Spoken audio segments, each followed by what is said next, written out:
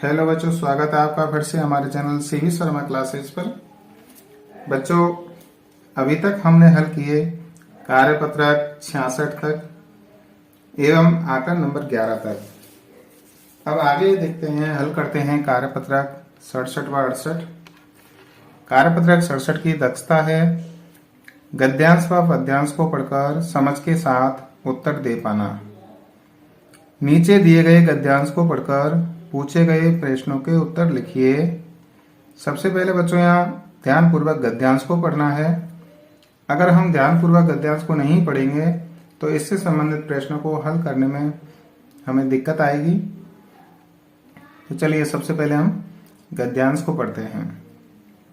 संदेश भेजने के लिए पत्र का प्रयोग कई सदियों से होता आ रहा है, लेकिन अब तो लोग ईमेल से भी तुरंत संदेश भेज सकते हैं।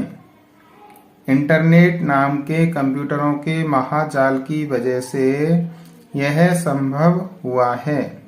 पहले क्या है, लोग पत्र भेजते थे बच्चों। एक कोई भी व्यक्ति को अपने दुख सुख के समाचार अपने कहीं रिश्तेदारी में, कहीं अपने मित्र के लिए कहीं पहुंचाने हैं, मामा के, बुआ के, तो पहले पत्र लिखते थे। अनौपचारिक पत्र कहते हैं इनको, यानी हम चिट्ठियां लिखते थे, लेकिन बहुत साल पहले, बहुत समय पहले। लेकिन अब क्या हुआ है, इनकी जगह पर फोन आने से क्या हुआ है, इंटरनेट के माध्यम से ईमेल भेज देते हैं, मैसेज कर देते हैं, फोन कर लेते हैं, उससे अपने समाचार मिल जाते हैं। तो अभी क्या हुआ है, कंप्यूटर के नाम, इंटरनेट के नाम के कंप्यूटरों के महाजाल की वजह से यह संभव हुआ है। क्या संभव हुआ है, ईमेल के द्वारा तुरंत संदेश भेज सकना। आगे पढ़ते हैं। आपने कंप्यूटर के बारे में तो सुना ही होगा। आजकल सब सुनते हैं, आपने भी देखा होगा, सुना होगा कंप्यूटर के बारे में। हर जगह कंप्यूटर रहता है, आपके विद्यालय में भी कंप्यूटर होगा। आपके स्कूल या किसी दुकान में शायद आपने इसे देखा भी हो। वीडियो दिखाने वाला स्मार्टफोन भी एक तरीके का कंप्यूटर ही है। ये हमारा छोटा सा गद्यांश है बच्चों। अब इससे संबंधित हम प्रश्न देखते हैं, प्रश्न हल करते हैं।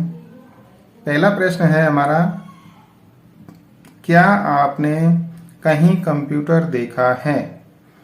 अपने अनुभव को लिखिए। यदि आपने कहीं कंप्यूटर देखा है तो अपने अनुभव लिखने हैं कि भाई आपने कंप्यूटर कहाँ देखा है। तो हमने इसका उत्तर लिखा है बच्चों, हाँ, मैंने कई बार ई मित्र की दुकान पर कंप्यूटर देखा है। ई मित्र संचालक, जो ई मित्र वाला होता है, वो कंप्यूटर से ही सारा काम करता है, जैसे आधार कार्ड बनाना, आधार कार्ड में संशोधन करना, राशन कार्ड बनाना, जन आधार कार्ड बनाना, ई श्रमिक कार्ड बनाना, पेंशन निकालना। इसके अलावा पैसों का लेन देन। आप पैसे निकाल भी सकते हो और अपने खाते में जमा भी करा सकते हो, आदि कार्य किए जाते हैं। आदि कार्य किए जाते हैं। तो बच्चों, ये हमने इसका उत्तर लिखा। अब देखते हैं अगला प्रश्न नंबर 2। पढ़ाई और उपयोगी जानकारी हासिल करने के लिए इंटरनेट किस तरह से उपयोगी है, लिखिए। तो बच्चों, इसका उत्तर लिखा है, हम इंटरनेट की मदद से किसी विषय से संबंधित जानकारी प्राप्त कर सकते हैं। पढ़ाई से संबंधित वीडियो देख सकते हैं, ऑनलाइन क्लास लेकर घर बैठे पढ़ाई कर सकते हैं। बच्चों, अगर आपको किसी भी टॉपिक से संबंधित, किसी भी विषय से संबंधित जानकारी प्राप्त करनी है तो आप जाइए, सीधे कंप्यूटर खोलिए या आपका फ़ोन खोलिए, उसमें गूगल पे जाके आप यूट्यूब पे जाकर के कुछ भी सर्च कर लीजिए। आपको जैसे हिंदी में संज्ञा देखनी है तो आप उसमें लिख दीजिए संज्ञा, तो संज्ञा से संबंधित बहुत सारी उसमें वीडियो आ जाएंगी।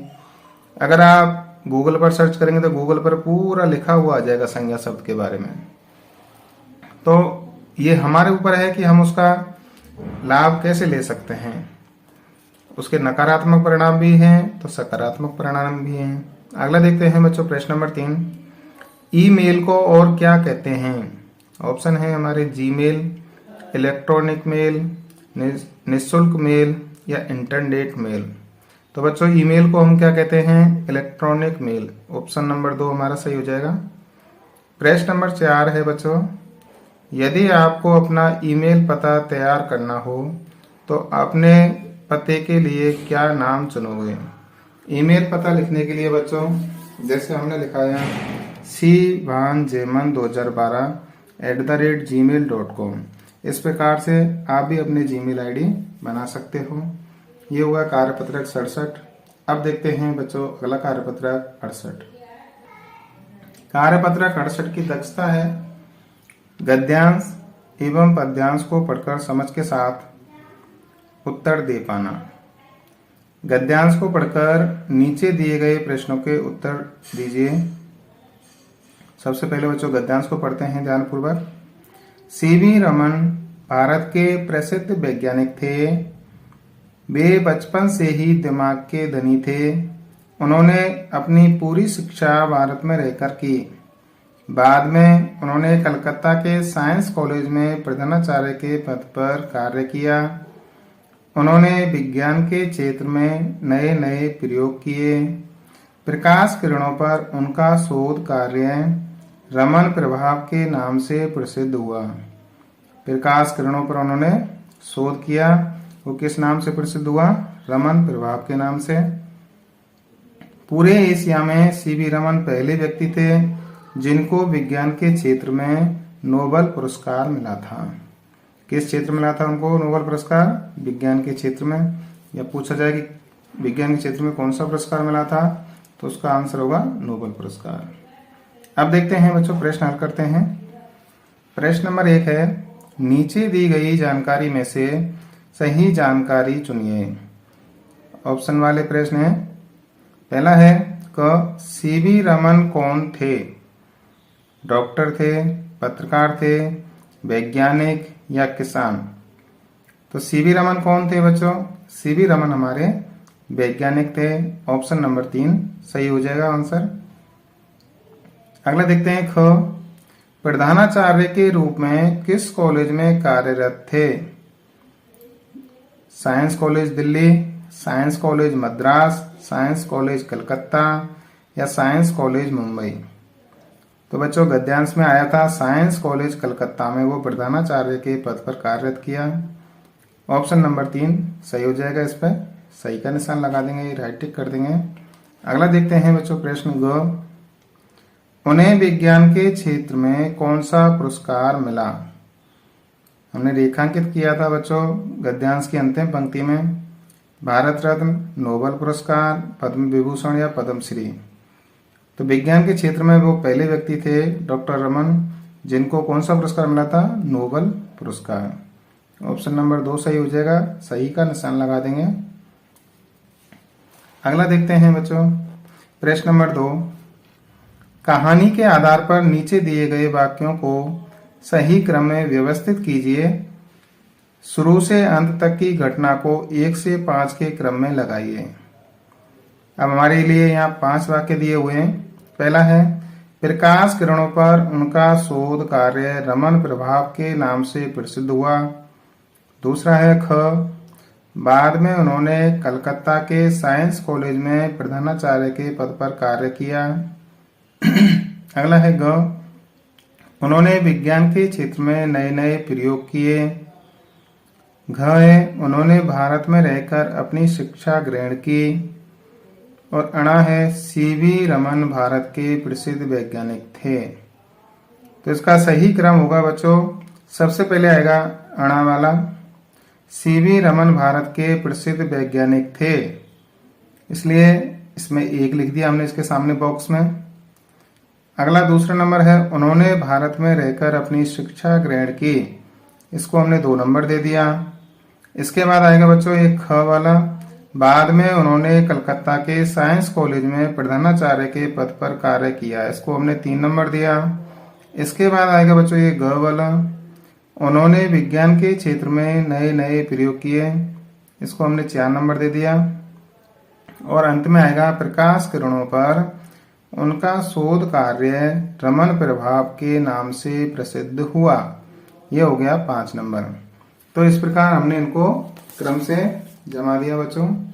अगला देखते हैं बच्चों प्रश्न नंबर 3। शब्दों को सही क्रम में लगाकर वाक्य पुनः लिखिए। पहला है बच्चों इसमें क रस हिंदी खान की है। इन शब्दों को सही क्रम में जमा करके वाक्य पुनः लिखना है। रस हिंदी खान की है, तो इसका सही क्रम क्या होगा बच्चों? हिंदी रस की खान है, तो इसका हमने सही वाक्य लिखा, हिंदी रस की खान है, ये सही क्रम हो गया इनका। अगला है ख एकता ही हिंदी की कुंजी राष्ट्र है। सही क्रम को जमाना है इन शब्दों को। इसका सही रूप बनेगा बच्चों हिंदी ही राष्ट्र एकता की कुंजी है। अगला है ग हिंदी है रानी की भाषाओं। शब्दों को सही क्रम में जमाएंगे बच्चों, तो इसका वाक्य बनेगा हिंदी भाषाओं की रानी है। अगला है घ सीवी रमन को क्षेत्र में विज्ञान के पुरस्कार नोबल मिला। सही क्रम में जमाएंगे, तो इसका क्या बनेगा वाक्य? सीवी रमन को विज्ञान के क्षेत्र में नोबल पुरस्कार मिला। अगला है बच्चों अण वैज्ञानिक भारत के सीवी रमन थे। सही क्रम में जमाएंगे इसको, क्या बनेगा वाक्य? सीवी रमन भारत के वैज्ञानिक थे। अगला है बच्चों च इनका शोध प्रसिद्ध हुआ प्रकाश किरणों पर। इसका सही क्रम होगा प्रकाश किरणों पर इनका शोध प्रसिद्ध हुआ। तो बच्चों हमने हल किए अभी कार्यपत्रक 67 एवं 68। अगर आपको वीडियो पसंद आया हो तो वीडियो को लाइक करना, दोस्तों तक शेयर करना। अगर अभी तक आपने चैनल को सब्सक्राइब नहीं किया तो बच्चों चैनल को सब्सक्राइब करना, बेल आइकन जरूर दबाना, जिससे आगे आने वाले सभी वीडियो आप तक पहुंचते रहें, नोटिफिकेशन आप तक पहुंचते रहें। आप सभी ने वीडियो देखा उसके आप सभी के लिए धन्यवाद। मिलते हैं अगले वीडियो में। जय हिंद, जय भारत।